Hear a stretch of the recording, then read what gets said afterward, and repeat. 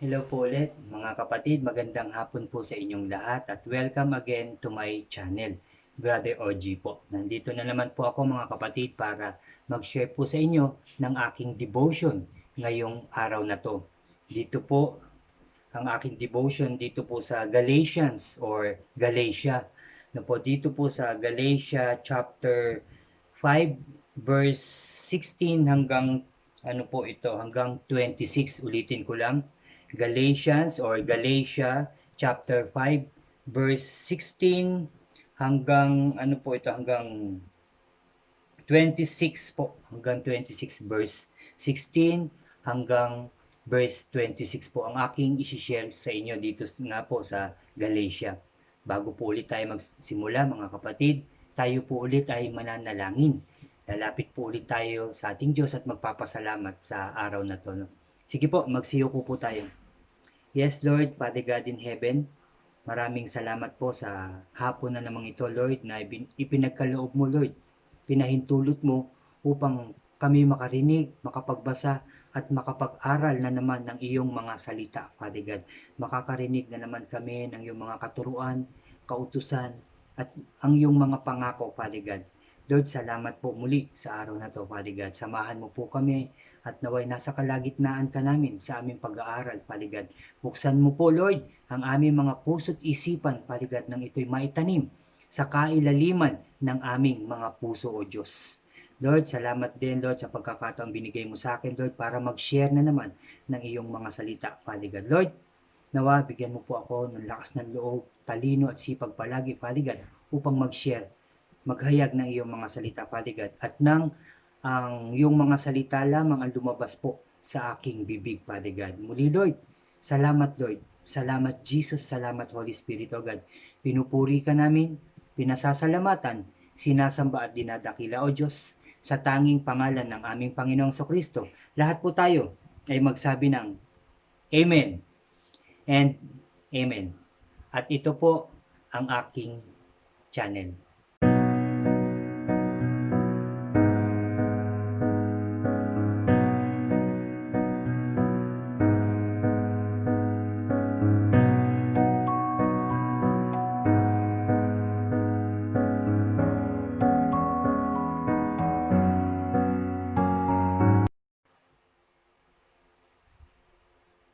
Hello po ulit mga kapatid. Again, welcome po sa aking channel. Nandito nga po ulit ako para mag-share po sa inyo ng aking devotion ngayong hapon na to dito nga po sa Galatian or Galatia no po. Pero bago po tayo mag-start, anyayahan ko lang mag-subscribe po ang mga bago po sa aking channel. Paki-subscribe po at paki-like din po yung aking mga sharing sa inyo, itong aking mga videos ano po. At paki-share nyo rin po ito sa inyong mga mahal sa buhay.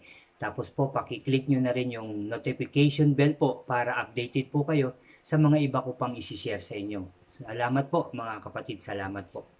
So, nandito nga po ulit ako sa Galatian, ano, bago tayo mag-start, hayaan niyo pong basahin ko muna yung panimula, no, kahit sa maiksi lang, ano po, itong panimula, pakinggan niyo po nang maiparangal ang magandang balita tungkol kay Jesus at matanggap ito ng mga hintil. Sabi po dito, lumitaw ang katunayan kung ang isang hintil ba na nananalig kay Kristo ay dapat pang pailalim sa kautusan ni Moses. Ano po? Ayon kay Pablo, ay hindi na dapat sapagkat sa pamamagitan ng pananampalataya ay nagkakaroon siya ng buhay kay Kristo dahil sa pananalig kay Kristo. Sabi pa po dito, pinapawalang sala ng Diyos ang tao. Subalit, sa mga iglesia sa Galatia, isang lalawigang Romano sa Asia Minor ay may mga sumasalungat kay Pablo at nagtuturong kailangan pang pasakop ang tao sa kautusan ni Moses upang mapawalang sala sa harap ng Diyos. Pero yun nga po mga kapatid, sabi po ni Apostol Pablo, ano na hindi na nga daw po, ulitin ko lang, sabi dito, lumilitaw ang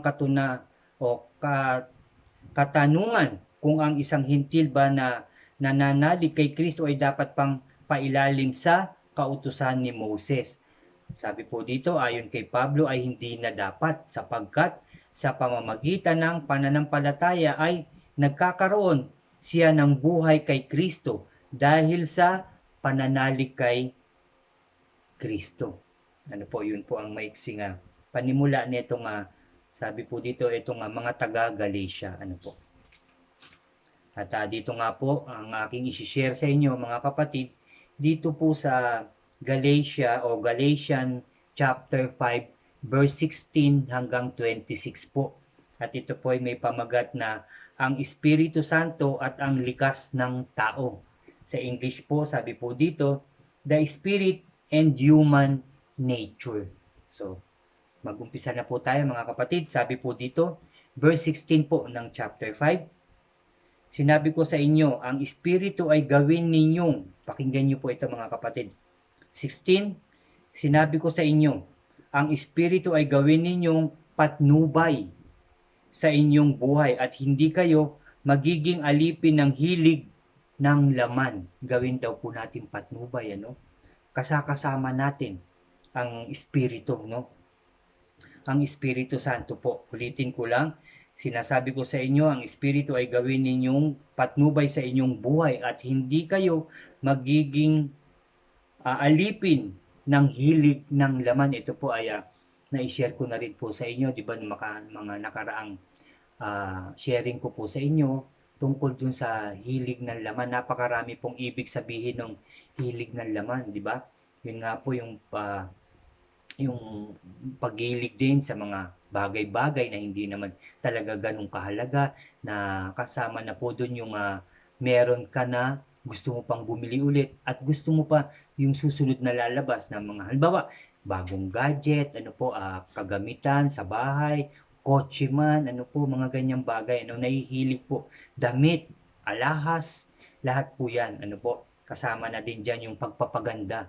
Kayo po ay mga gwapo at maganda, pero may mga taong gusto pa rin na magpaganda, magpa-sexy, magpaputi, ano po, kung ano-anong ginagawa pa sa katawan. Yun po ay hilig ng laman, ano mga kapatid, dahil gusto natin tayo po ay kayo manggi, kagaya ko, ano, pero may mga ibang tao na talaga gusto pang pumuti ng pumuti, kuminis ng kuminis, na maging magandang lalaki, kamukha ni ganyan, kahawig ni ganyan, ang mga gusto, yung mga babae rin, may mga babae din, ano, na gustong maging magandang maganda, ano po. At meron nga din na lalaki na gustong maging babae na magandang maganda, at may babae na gustong maging lalaki na gwapong gwapo. So yun po ay kasama doon sa pagnanasa ng laman na sinasabi mga kapatid. Kasama na rin dyan ang yung pangangalunya, ano po, yung pakikiapid, ano po, yung ano ba, pagpatol sa mga babaeng bayaran, yan po ay kasama din sa pita ng laman, no? Sa hilig ng laman, sa kagustuhan ng laman, ano po, kasama po yan lahat, na pag-aralan na po natin yan. So, yun nga po, sabi po dito, sa 17, sapagkat ang mga sabi po dito, sapagkat ang mga nasa ng laman ay laban sa kalooban ng Espiritu.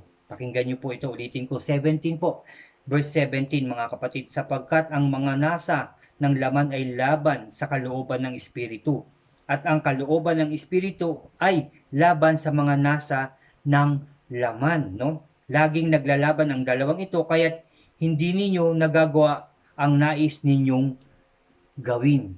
Ang Espiritu na bigay sa atin ng ating Diyos, ang Espiritu, ano po, ay naglalaban yan. Di ba, labag siya, ayaw niya sa mga pita ng laman, kaya naglalaban po sila sa ating kalooban. Kaya kita niyo mga kapatid, kung minsan, ano po, ay napapagtagumpayan natin yung mga masamang gawain. Ano po, yung mga masamang iniisip na pita ng laman, ano, mga hilig ng laman, ano po, napapaglabanan po natin yan, napapagtagumpayan po natin yan. Dahil nga po sa Espiritong bigay ng ating Diyos sa bawat isa sa atin. At alam ko kayo mga kapatid, ano, tayo napapaglabanan na natin yan dahil tayo ay talagang lumapit sa ating Diyos, nagbalik loob tayo, humingi tayo ng guidance, protection sa ating Diyos, at yung Espiritu ng ating Diyos ay talagang namumuhay sa atin, kaya lumalaban yan, nananalo po, nagtatagumpay po ang Espiritu ng Diyos na ibinigay sa atin. Kaya yung mga masamang gawain, iniisip, mga balak na hindi maganda, yung mga nasa po ng laman, mga kapatid, ay napapagtagumpayan natin dahil po sa ating Diyos, dahil po sa ating mahal na Panginoong Jesucristo, dahil sa Holy Spirit na ibinigay po sa ating lahat, mga kapatid. Kaya po tayo nagtatagumpay sa sinasabi na pita ng laman. Di ba po? Di ba po, sabi nga po dito, sila yung naglalaban ng espiritu at saka yung pita ng laman, yung gawa na hindi maganda, naglalaban po sila. Kagaya po ng sinabi ko, napapagtagumpayan po natin yan dahil sa espiritong bigay sa atin ng ating Diyos. Ano po? Amen po. Sabi po dito sa 18, mga kapatid, kung pinapatnubayan kayo ng Espiritu, wala na kayo sa ilalim ng kautusan. Diba? Yung kagaya sabi ni Apostol Pablo kanina, kung pinapatnubayan tayo at tinanggap natin ng buong puso't kaluluwa ang ating Panginoong Jesucristo na ating tagapagligtas, dapat daw, sabi dito, ulitin ko lang sa 18, kung pinapatnubayan kayo ng Espiritu, wala na kayo sa ilalim ng kautusan. Yun po ang sinasabi dito, mga kapatid. Hindi po galing sa akin yung sinasabi ko sa inyo na wala na tayo sa kautusan, ha? Yun ang aking nalalaman. Pero yun po ay sinasabi dito sa Biblia, sa salita ng ating Diyos, dito sa Galatians 5, verse 18. Kung pinapatnubayan kayo ng Espiritu, wala na kayo sa ilalim ng kautusan. 19, mga kapatid.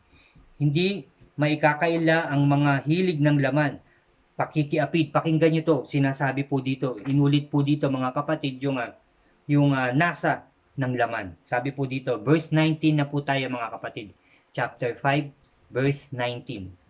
Sabi po dito, kung hindi maikakaila ang mga hilig ng laman, pakikiapid, kahalayan at kalaswaan, yung mga iniisip na kahalayan, kalaswaan na naglalaro sa ating isipan, yung mga kalaswaan na napapanood kung saan-saan, mga kapatid, kahit na sa internet, nandyan po, napakarami po yan.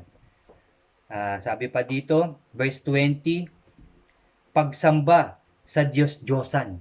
Alam din po natin yan at napag-aralan na natin, alam na natin na hindi dapat, di ba po, napag-aralan na natin at nasa Biblia na hindi po natin talaga dapat sambahin ang mga Diyos-Diyosan.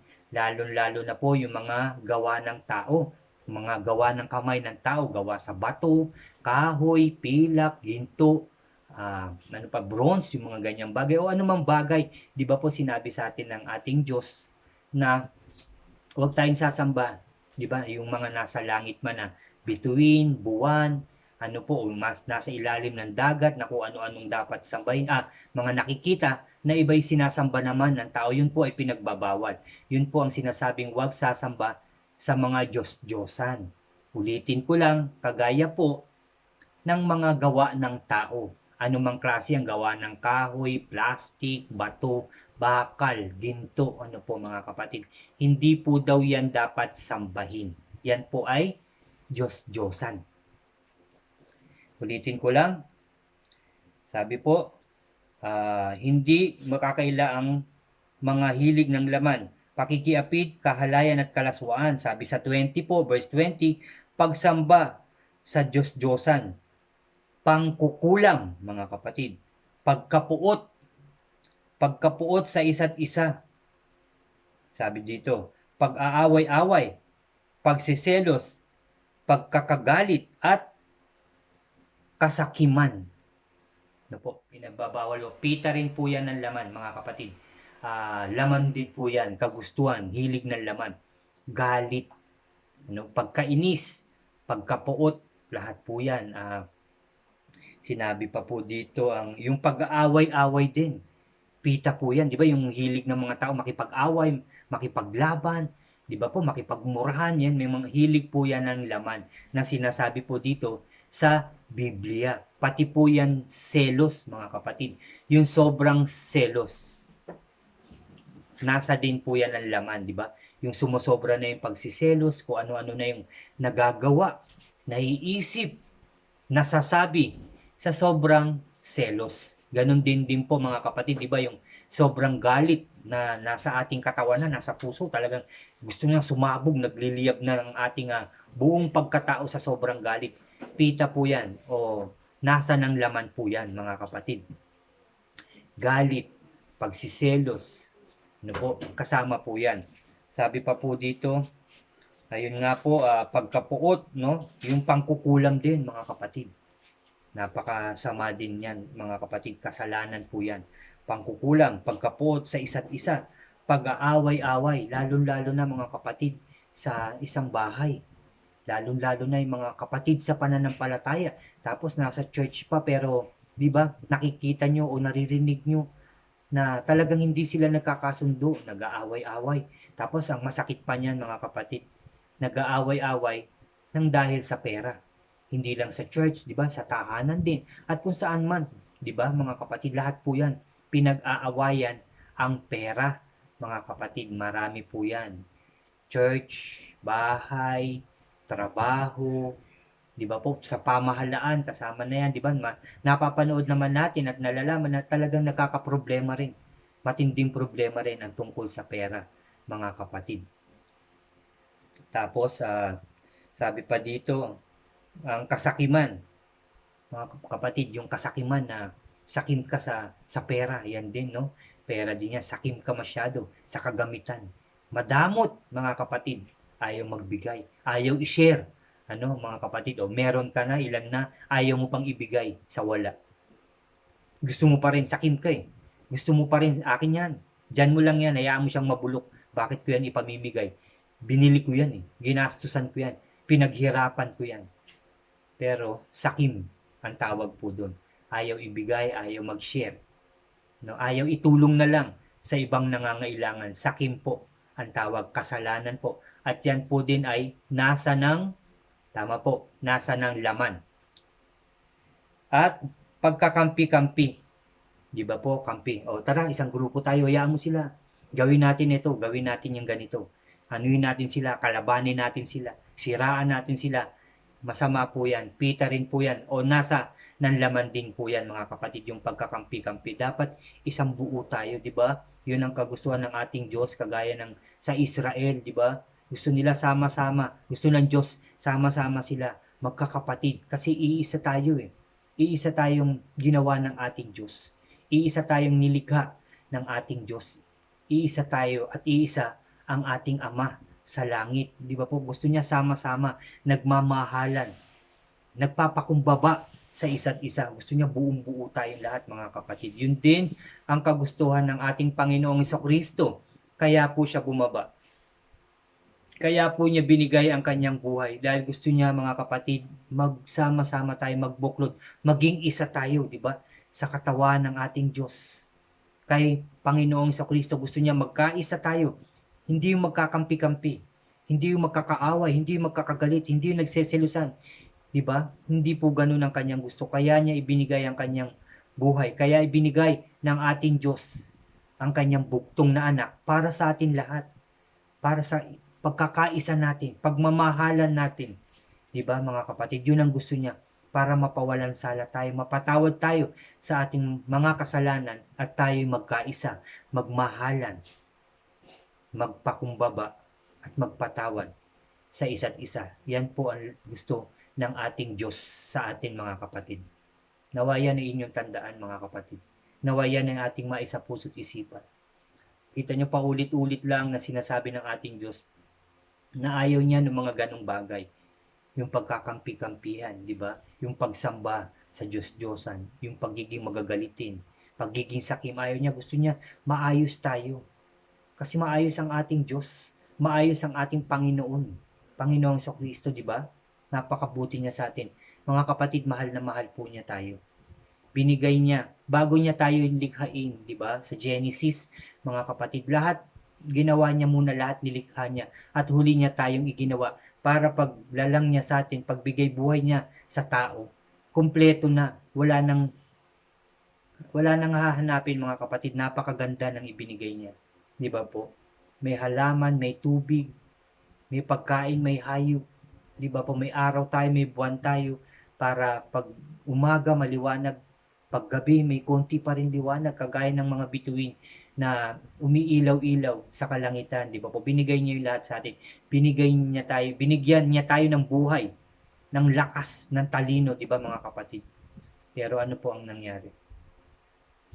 Kaya ang ginawa niya mga kapatid, sa kasalanang nagawa ng tao, ng mga tao, ibinigay niya ang kanyang bugtong na anak para tayo magkaisa uli, magsama-sama uli, magmahalan, magpakumbaba at magpatawad. Maging buo uli tayo sa pamamagitan ng ating Panginoong Jesucristo. Kaya binalay niya ang kanyang buhay.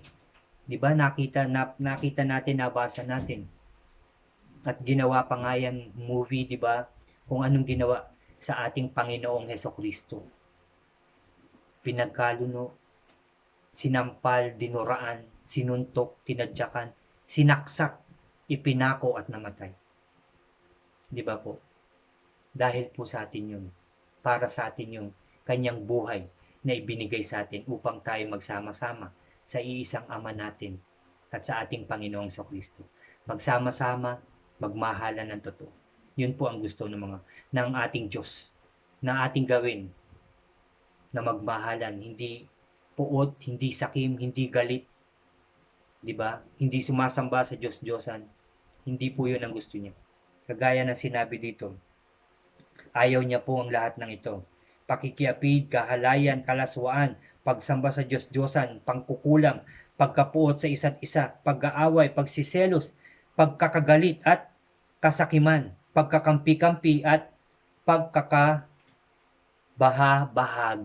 Di ba po yung pagkakakampi, naghiwa-hiwalay, nagbuklod-buklod naggrupo-grupo, ayaw ho niya yun. Pero tingnan nyo, sinabi pa rin niya dito, ayaw niya ng pagkakabahabahagi.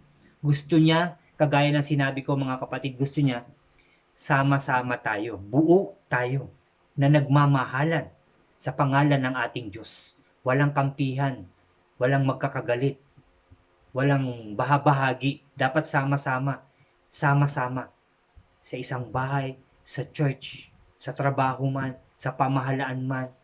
Di ba dapat sama-sama na maayos at masaya sa pangalan ng ating Diyos Ama. Yun po ang kanyang gusto mga kapatid.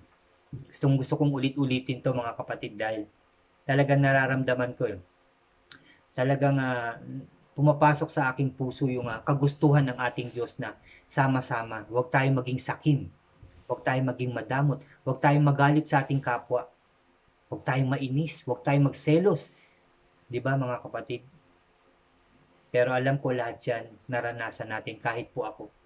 Ang nagagalit, naiinis, napupuot, nagsiselos, mga kapatid. Pero dahil nandito po tayo ngayon, lumalapit sa ating Diyos, nagbalik loob at nagsisi sa ating mga kasalanan, hindi na po natin yan gagawin. Alam ko rin, kayo din mga kapatid, yan din ay inyong kagustuhan. Di ba mga kapatid? Lahat po tayo, gusto po natin na mawala na yung laging puot, naiinis, nagagalit, nagiging saking, nagiging mayabang. Yung pagkakampi-kampi, alisin na po natin yan, yung pagkakabuklod-buklod, o bahagi. Dapat, wag na po yan. Dapat isa tayo, sama-sama. Sa pangalan po ng ating Diyos. Sa ating Panginoong Jesucristo. Magsama-sama po tayo ng may totoong pagmamahal, totoong pagpapakumbaba, at totoong pagpapatawad sa isa't isa. Yan po ang dapat nasa ating puso't isipan, sa ating buong pagkatao. Amen po. Amen. Sabi pa po dito mga kapatid, sa 21, meron pa po kong sinasabi. Sa verse 21, pagka mainggit, ito, yung pagiging mainggit, paglalasing mga kapatid, kalayawan, at iba pang katulad nito, muli kayong binabalaan. Ang gumawa ng mga ito'y hindi magkakaroon ng buhay hindi makakabahagi sa kaharian ng ating Diyos. Ulitin ko lang mga kapatid. Verse 21, pagkainggit, paglalasing, kalayawan, at iba pang katulad nito. Hindi na dapat tayo naiinggit. Kung ano yung nakita natin na meron yung ating kapwa o mahal sa buhay, wow, thank you Lord at binigyan mo siya ng ganun. Dapat ganun, hindi yung para yan lang, bibili rin ako niyan, mag-iipon din ako niyan. Yung mga ganun kainggitan na po yun mga kapatid. Dapat kung ano yung meron sa ating kapwa, kapatid sa pananampalataya, mahal sa buhay, kaibigan, kapitbahay, dapat ipagpasalamat natin yun. Wow, thank you Lord dahil binigyan mo po sila niyan. Dapat ganun po tayo, hindi lang ako, hindi lang kayo. Lahat ng tao, hindi na dapat naiinggit. Di ba po? Dapat hindi man sila, sabihin natin, hindi sila nakapagpasalamat dahil pinagyayabang nila. Halimbawa lang mga kapatid, pinagyayabang nila kung ano man yung nabili nilang bago o ano man meron sila. Okay lang yun, basta tayo wag tayong mainggit, ipanalangin natin sila. Lord, salamat at binigyan mo siya. Di ba po, sana sa susunod o nawa sa susunod, hindi na siya maging mayabang. Dahil ang lahat ng bagay ay galing po sa inyo, ikaw ang nagbigay ng lahat ng yan. Kung sasabihin man niya na dahil sa katalinuhan ko at kalakasan ko, hindi po sa iyo galing yun, kundi sa ating Diyos. Lakas at talino kung bakit nabili mo yan, kung bakit nagtagumpay ka, kung bakit nandyan ka sa iyong kinalalagyan ngayon. Dahil yan sa ating Diyos. Wala nang iba. Wala nang iba. Amen. Sabi po dito, yun nga yung paglalasing, dapat alisin na po natin yan. Di ba po, dahan-dahan o pa isang beer na lang, tama na, tulog na, mga ganyan. Kasi di ba marami naman nangyayari na pag nalalasing na, nasusobrahan, alam nyo na kung saan napupunta. Away, inisan, pikunan, di ba, yabangan na. Ganyan, yung iba pa, nalalasing, mura dito, mura dun, sigaw dyan. Di ba, mga ganun po yung mga nararanasan, ano, mga kapatid. Iba-iba na yung mga naiisip, mga kalaswaan na, kung ano-ano na yung mga binabalak. No? Nakakapag-isip na ng masama. Kaya iwasan na po natin yan paglalasing mga kapatid. Sabi pa po dito, at yung kalayawan mga kapatid, 'di ba? Yung masyado kang malayaw sa iyong katawan na bili lang dito, bili doon. Gastos dito, gastos doon. Kain dito, kain doon, 'di ba po? Dahil kagaya rin po ng aking sinabi noon na napag-aralan natin mga kapatid na yung sobrang pagkain din ng kung ano-ano ay nakakasama din sa ating katawan. Dahil kagaya rin ng pag-aaral natin noon, ang katawan po natin ay templo ng ating Diyos. So dapat po kagaya rin ng sabi ko, alagaan natin ano po ang ating katawan, maging maayos tayo, maging healthy living tayo, yung tamang pagkain, yung healthy na pagkain, mga kapatid, pag-inom ng tubig, ganyan, tapos exercise, ayusin po natin ang ating sarili. Yun po ang ibig sabihin no. Huwag tayong bili ng bili, meron na bili pa. Sige lang, marami tayong pera, bili, bili, ganyan. Kain, kain, gastos dito, gastos doon. Bukas, paano na? O hindi man bukas, kung meron ka pa hanggang isang linggo, isang buwan o isang taon pa. Pero nauubos din ang lahat, naluluma ang lahat, at nawawala din po ang lahat. Ano man, gaano man karami ang iyong kayamanan, sabihin na natin, no, mga kapatid. Pero isang iglap, kaya yan bawiin ng ating Diyos. Di ba po? Amen. Sabi po dito ni Apostol Pablo, sabi pa, at iba pang katulad nito, muli ko kayong binabalaan, ang gumawa ng mga ito ay hindi magkakaroon ng bahagi sa kaharian ng ating Diyos. Pag yan yung ating mga aking binanggit kanina, ating napag-aralan, yung di ba, yung mga masasamang hilig ng laman, ng pita ng laman, di ba? Yan daw po ay pag inyong ginawa, hindi po tayo makakabahagi sa kaharian ng ating Diyos. Yan po ang sabi dito. Kaya tayo gumawa ng maayos, kabutihan at tama upang tayo makabahagi sa kaharian ng ating Diyos. At ito nga po, verse 22 mga kapatid, pakinggan mo po ito. Pakinggan niyo po ito mga kapatid. Subalit ang bunga ng Espiritu ay pag-ibig. Kung nasa sa atin talaga ang Espiritu ng ating Diyos, ang bunga niyan ay yung tunay na pag-ibig. Hindi basta binikas lang ng bibig na I love you, mahal kita, mga ganyan. Hindi po yun. Dahil kung nasa sa atin ang Espiritu ng ating Diyos, ay yung ang mararamdaman po natin ay yung tunay na pagmamahal sa bawat isa. Ulitin ko lang, verse 22 mga kapatid. Subalit ang bunga ng Espiritu ay pag-ibig, kagalakan, kapayapaan, katiyagaan, kabaitan, kabutihan, katapatan. Napakarami po talagang idinudulot at binibigay sa atin ang ating Holy Spirit. Ang Holy Spirit o ang Espiritu ng ating Diyos sa atin. Napakinggan niyo po yun mga kapatid. Verse 22 po, chapter 5 Galatia, verse 22. Napakaganda. Pakinggan niyo pong mabuti mga kapatid. Subalit ang bunga ng Espiritu ay pag-ibig, kagalakan, kapayapaan, katiyagaan, kabaitan, kabutihan, katapatan. Lahat po yan ay nasa sa atin na mga kapatid. Alam ko po yan. Nasa sa inyo na po yan mga kapatid. Nasa sa atin na yan sa pagbabalik loob natin sa ating Diyos. Sa ating makapangyarihan Diyos. Tayo nagbabalik loob. Sumusunod, nagpapakabuti, nagsisi sa lahat ng kasalanan. Kaya ito po ngayon ang dinudulot ng Espiritu na bigay sa atin, bigay sa iyo ng ating Diyos mga kapatid. Ito na po siya. Meron ka na po niyan, alam ko po yan. Ito po, uulitin ko lang. Napakasarap pong ulitin mga kapatid. Pakinggan niyo po ulit. Verse 22, subalit ang bunga ng Espiritu ay pag-ibig, kagalakan, kapayapaan, katiyagaan, kabaitan, kabutihan, katapatan.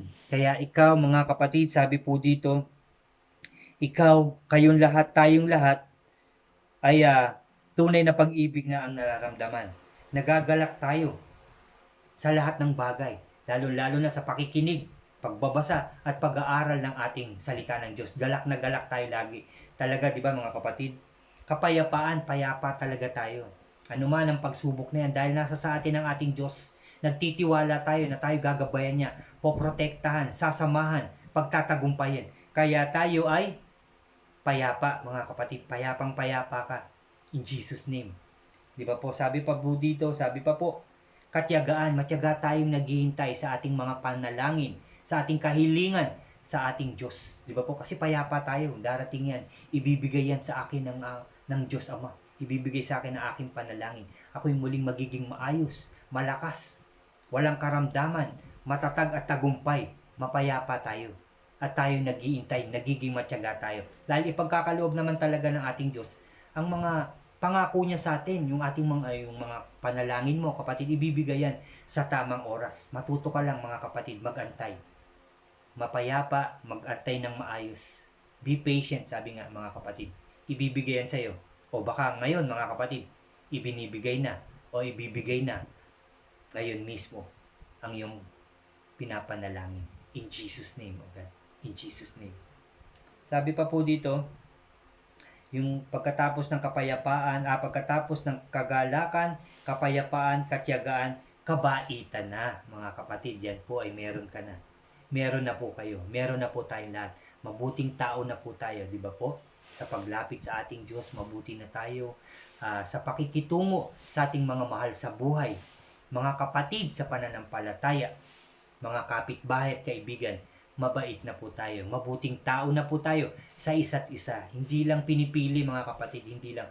Dito kasi mabait to namimigay to, dito ako mabait. Eto madamot to, ayoko to. Hindi po dapat ganun. Kahit na kaninong tao, kahit na sino, di ba? Kahit na sa lahat ng kapwa dapat tayo ay maging mabait, mga kapatid. Maging mabuti tayo, maging mabait tayo sa isa't isa. Dapat po yun. Yun po ang kagustuhan ng ating Diyos. Kagaya ng kabutihan niya rin sa atin. Dapat din ang iganti natin sa kabutihan ng ating Diyos sa atin, ng ating Panginoon sa Kristo, ay yung kabutihan din ng paggawa, pag-iisip, pagsasalita at pagkilos sa sa ating Diyos at sa ating kapwa. Kabaitan po, mga kapatid. Kabaitan, kabutihan. Yung kabutihan sa paggawa, mga kapatid, yung pagtulong, di ba? Mabuting tayo kasi mabait ka na eh. Yung kabutihan na ipinapakita sa atin ng ating Diyos, ganun din ang gagawin mo sa iyong kapwa. Yung pagtulong na kusang loob, hindi yung nagbigay ka pero pagtalikod may sinasabi ka pa. Dapat sa tulong mo, sa pagbigay mo sa iyong kapwa, o yung pagbibigay mo sa ating Diyos, di ba po? Dapat nasa sa puso. Dapat ganun din po tayo sa ating kapwa. Yung pagtulong kusang loob. Hindi nag-aantay ng kapalit. Di ba po? Hindi po dapat, dahil ang Diyos ang magre-reward sa iyo mga kapatid, dahil ikaw ay mabuting tao. Dahil ikaw ay tumutulong. Dahil ikaw ay talagang nag-share ng blessings sa iyong kapwa. Si Lord ang magbibigay sa iyo ng siksik, liglig at umaapaw na blessings. Thank you, Lord. Thank you, Lord. Di ba, mga kapatid? Napakasarap, di ba? Kung nasa sa atin ang Espiritu, ito po ang talagang Espiritu ng ating Diyos. Ito ang ating mararamdaman, o ito ang papasok sa atin, sa buong pagkatao natin, sa buong kaluluwa natin. Ito, mga kapatid, ito ang papasok sa atin. Ang pag-ibig na totoo, kagalakan, kapayapaan, katiyagaan, kabaitan, kabutihan, at sabi po dito, katapatan, dahil ikaw ay mabuting tao, di ba? Mabuting tao ka, malinis na, nilinis ka na ng ating Diyos, magiging tapat ka na, unang-una sa ating Diyos. Magiging tapat na tayo. Gagawa na tayo lahat ng kaayusan, kabutihan. Magiging tapat tayo sa ating Diyos, sa ating Panginoon sa Kristo, sa ating Holy Spirit, at sa ating kapwa, lalong-lalo na siyempre sa ating mga mahal sa buhay. Tayo'y magiging tapat sa ating pagmamahal sa Kanya ng buong puso at kaluluwa. Di ba po mga kapatid? Tapat tayo magmamahal sa ating asawa, sa ating girlfriend, sa ating mga magulang na dapat nating mahalin dahil yan ay inuutos din sa atin ng ating Diyos na mahalin natin ang ating mga magulang. Kasama niyan ang ating kapwa, di ba? Number 1, siyempre, ang ating Diyos na mahalin natin. Pero dito nga po, sa lupa, yung ating mga mahal sa buhay, dapat yung pagmamahal natin ay totoo at tapat. Walang kasinungalingan dapat. Tapat tayo magmahal dapat sa ating mga mahal sa buhay. No? Kagaya ng sinabi ko kanina, magulang, asawa, kapatid, anak, pamangkin, pinsan, kasama na dyan ang kaibigan, kahit na katrabaho, kapitbahay, at pati na yung mga sabihin na natin nakasamaan loob natin. Patawarin natin sila, magpakumbaba tayo, at mahalin din natin sila dahil yan din ang gustong gawin natin, di ba? Yan din ang yan din ang turo sa atin ng ating Diyos. Ang magmahal ng totoo, ang magpakumbaba ng totoo at magpatawad ng totoo. Yan po ang dapat nating ginagawa. At alam ko, lahat yan ay meron na tayo. In Jesus' name, mga kapatid. At sabi pa dito,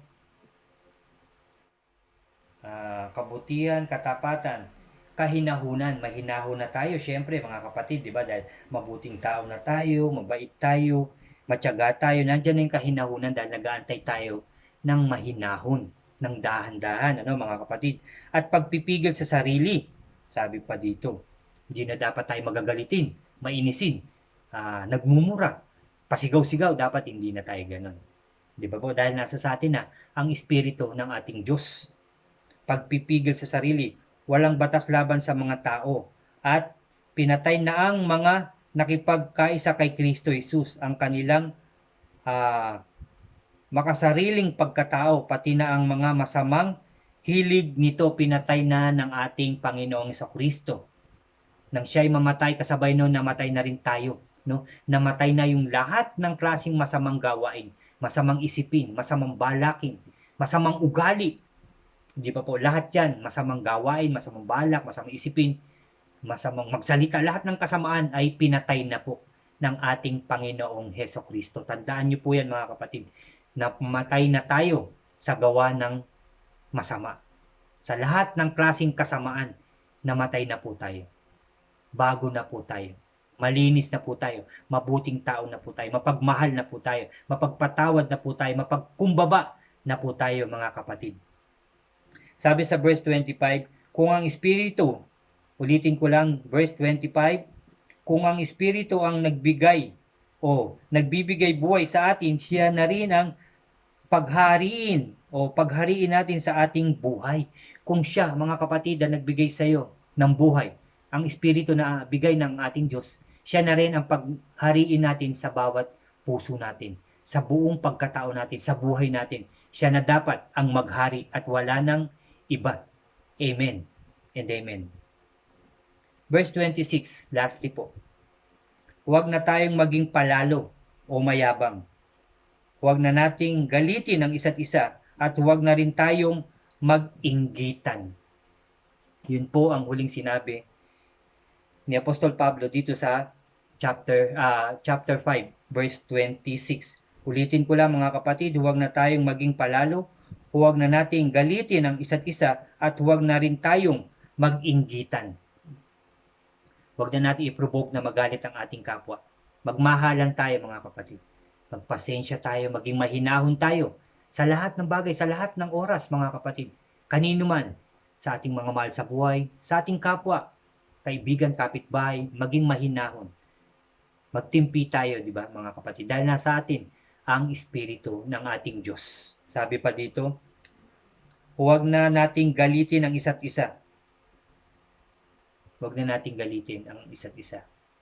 Mag-usap ng mahinahon at masaya. Ganon tayo dapat.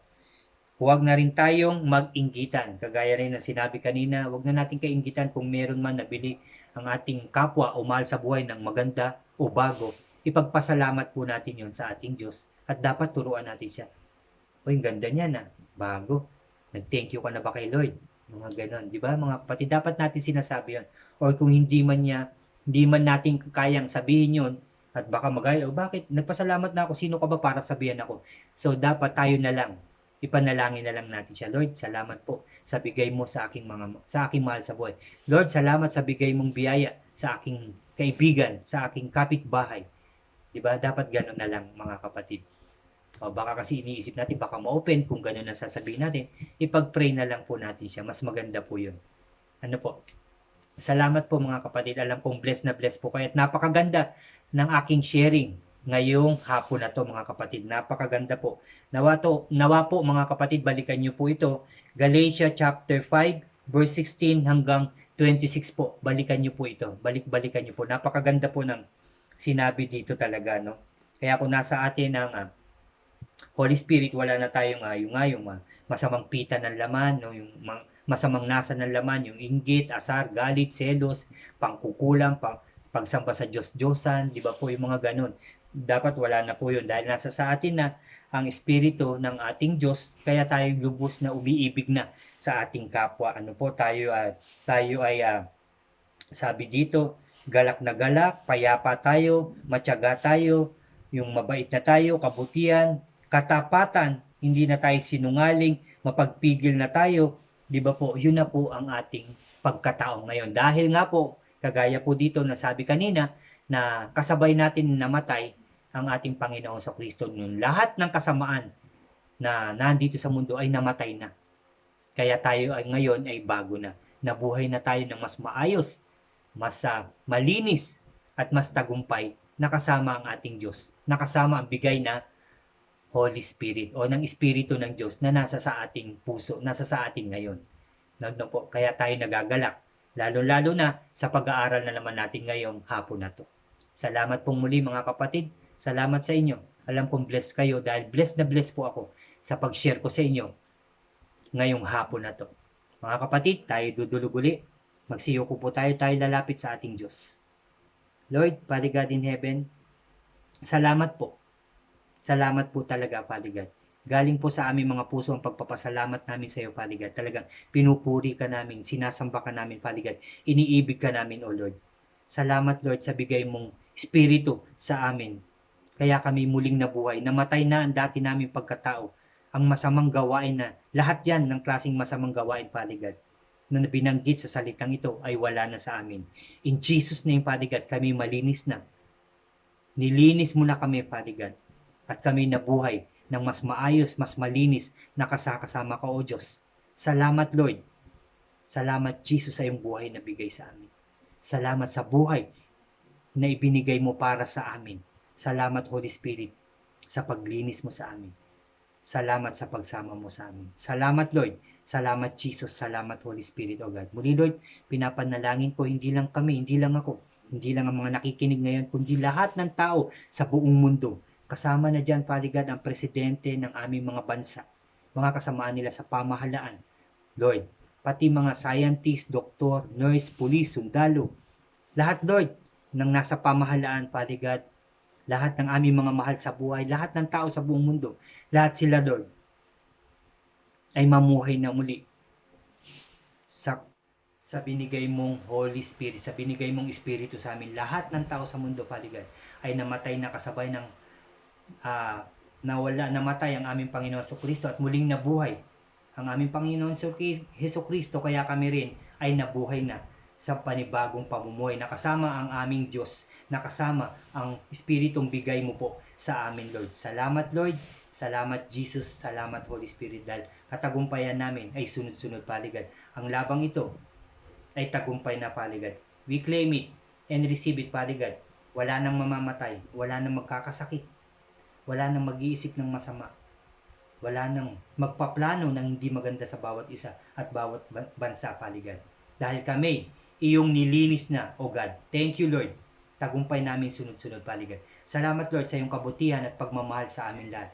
Salamat sa protection, paligad. Salamat sa lahat ng blessings at salamat sa katagumpayan. Magiging maayos na muli ang aming pamumuhay in Jesus' name, paligad. In Jesus' name, nakasakasama ka.